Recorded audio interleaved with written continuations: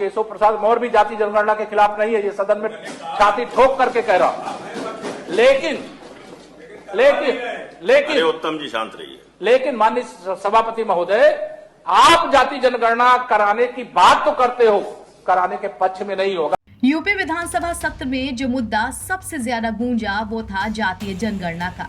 विपक्ष सरकार पर हमलावर दिखा और सरकार के प्रतिनिधि अपने हिस्से की बात रखते नजर आए। यूं तो बीजेपी की तरफ से लगभग किसी भी नेता ने अभी तक जातीय जनगणना पर खुलकर बयान नहीं दिया था, लेकिन इस बार सदन में इसकी जिम्मेदारी संभाल ली यूपी के डिप्टी सीएम और बीजेपी के सबसे बड़े ओबीसी चेहरे केशव प्रसाद मौर्य ने।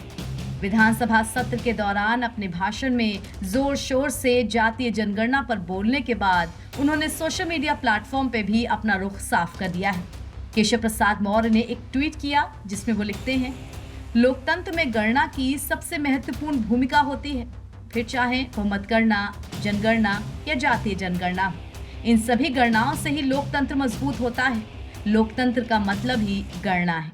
जाति जनगणना का विषय इन्होंने रखा है, यह जानते हैं माननीय सदस्य हैं, वरिष्ठ लोग, लेकिन वरिष्ठ होने के नाते ये जानते हैं कि जाति जनगणना भारत सरकार के माध्यम से कराई जाएगी। और हमारे वरिष्ठतम नेताओं ने भी ये कहा है कि हम जाति जनगणना के खिलाफ नहीं है, और केशव प्रसाद मौर्य भी जाति जनगणना के खिलाफ नहीं है, ये सदन में छाती ठोक करके कह रहा। लेकिन उत्तम जी शांत रहिए। लेकिन माननीय सभापति महोदय, आप जाति जनगणना कराने की बात तो करते हो, कराने के पक्ष में नहीं हो। आज आप वहां पर हो और हम यहां पर हैं, तो उस जनता के साथ हमने न्याय किया। इसके कारण से माननीय सभापति महोदय हम सत्ता में हैं, इसलिए यह नियम 105 के अंतर्गत जो दी गई सूचना है वह अग्राह्य करने योग्य है। आपको बता दें कि विपक्ष भी जातीय जनगणना के मुद्दे पर बीजेपी को बख्शने के मूड में नहीं लग रहा। उसने सदन में इस विषय पर इतनी गर्मी दिखाई कि सपा के राष्ट्रीय महासचिव शिवपाल यादव ने केशव प्रसाद मौर्य से उनका इस्तीफा ही मांग लिया। देखिए, केशव मौर्य जी को तुरंत इस्तीफा देना चाहिए, और इसलिए दे देना चाहिए, ये पिछड़े और दलितों की बात सुनते नहीं हैं और कहते हैं कि केंद्र का मामला है। मंत्री हम भी रहे हैं, हम लोग भी तरीका निकालते थे, और जब तरीका निकालते थे तो निकल आता था, और ये बहाना लेते हैं केंद्र सरकार पर, तो इनको तुरंत मंत्री पद से इस्तीफा दे देना चाहिए। और हम तो कहेंगे मुख्यमंत्री जी से इनका तुरंत इस्तीफा स्वीकार करें और इनकी जगह कोई पिछड़े वर्ग का दूसरा कोई मंत्री बनाए, जिससे पिछड़े और दलितों के लिए काम करें। तुरंत उनको इस्तीफा स्वीकार करना चाहिए।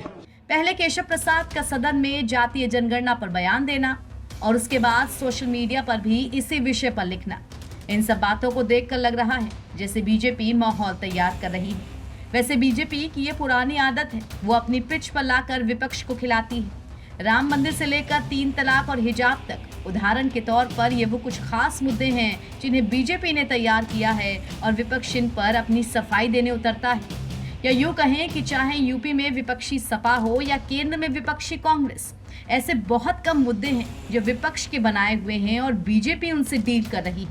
हाँ, पर जब बात जातीय जनगणना की आती है तो यहाँ बॉल विपक्ष के खेमे से आई है और अब बीजेपी तैयारी कर रही है कि कैसे इस गेंद को अपने पाले में किया जाए। इसी में लगे हुए हैं डिप्टी सीएम केशव प्रसाद मौर्य भी। और अब जातीय जनगणना पर पहले उनका विधानसभा में बयान, फिर ये ट्वीट इस बात की ओर इशारा कर रहा है कि विपक्ष के तैयार किए गए मुद्दे कास्ट सेंसस से निपटने की बीजेपी की भी तैयारियां तेज हो चुकी हैं। एनबीटी ऑनलाइन की रिपोर्ट।